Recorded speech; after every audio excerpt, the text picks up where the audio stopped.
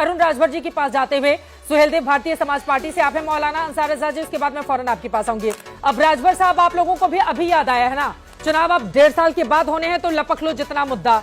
इतने दिनों से सरकार में है, दोनों ही तरफ रहे हैं, कभी नहीं सुना आप लोगों को इस मुद्दे को लाते हुए कि ये गाजी की जो कब्र है उसको हटाया जाए, या वहां पर मेले का आयोजन नहीं किया जाए, या वहां पर लोग क्यों जाते हैं। अभी आप लोगों को क्यों याद आ रहा है इतना ज्यादा?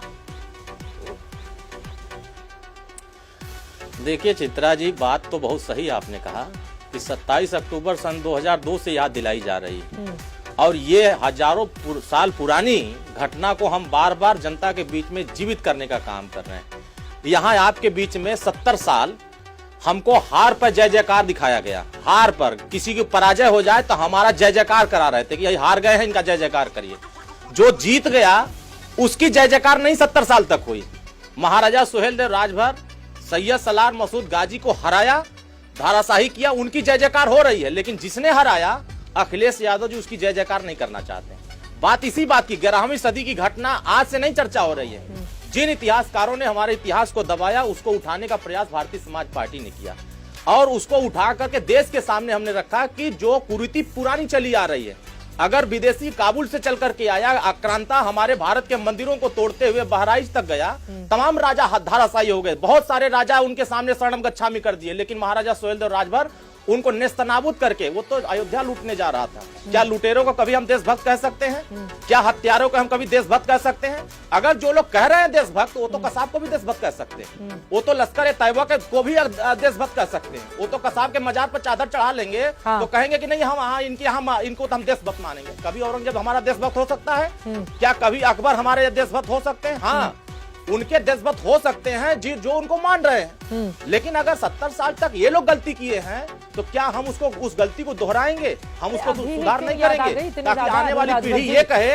ये 18 साल की उम्र में बहराइच में सैयद सालार मसूद गाजी की मौत हुई थी, 18 साल का ही था वो, ठीक है। और राजा सुहेलदेव ने 1034 में युद्ध में उसको हरा दिया था, ठीक है। अब 1000 साल के बाद अचानक से आप लोगों की भी पार्टी तो इतने समय से है ना, अचानक से वो याद आ गया और फिर अब उसके मेले पर रोक लगा दो। इसलिए ये सवाल पूछा जा रहा है कि ये जो बहता औरंगजेब है उसी में हाथ धोते चले सारे लोग। असल में बात ये है कि जब देश में, चित्रा जी नहीं, जब इस बात को समझिए कि जब देश में जब मुद्दा सामने आया, माननीय ओम प्रकाश राजभर जी और भारतीय समाज पार्टी आज से नहीं 22 साल से आवाज उठा रही है। भले आपके चैनल पर न दिख रहा हो, लेकिन गांव गांव सुहेलदेव चर्चा होती है, और सुहेलदेव चर्चा में यही बात बताई जाती है कि जो विदेशी आक्रांता हमारे सनातन संस्कृति को, हमारी विरासत को, हमारे राजाओं को महिमा मंडन को दबाने का प्रयास किया है, उसको हम देश के सामने रखेंगे।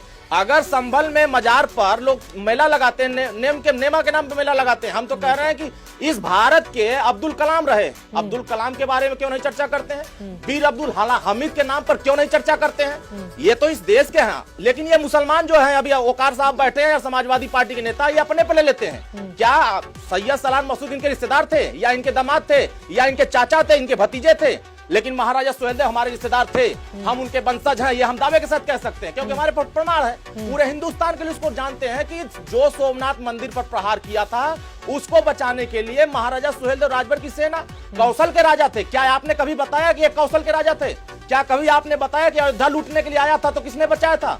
अगर सैयद सलार की मसूद की गाजी की चर्चा होती है तो क्या सुहेलदेव की चर्चा आपने कभी सुना था? अगर भारतीय समाज पार्टी नहीं बनी होती तो मुझे लगता है कि सुहेलदेव को कोई जन्म नहीं करता, क्योंकि वो देश के एकता के नायक थे, देश को रक्षा किए थे, देश की सुरक्षा किए थे। ये तो बहन बेटियों पर अत्याचार करते थे, जिनका महिमा मंडन कर रहे हैं औरंगजेब की।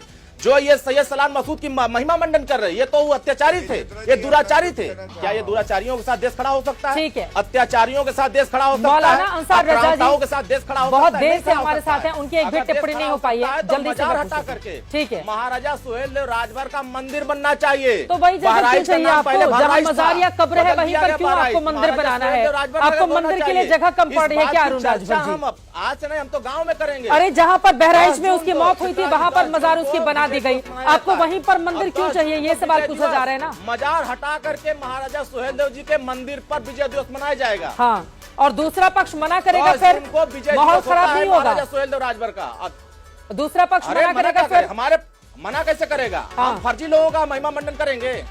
हम फर्जी लोगों का महिमा मंडन तो करेंगे? वो आज से तो हो नहीं रहा है ना, वो तो सैकड़ों सालों से चला आ रहा है। जिन्होंने देश को लूटने के आया, हम उनका महिमा मंडन करेंगे?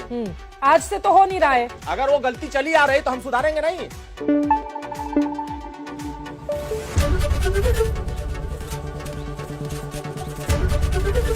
एबीपी न्यूज आपको रखे आगे।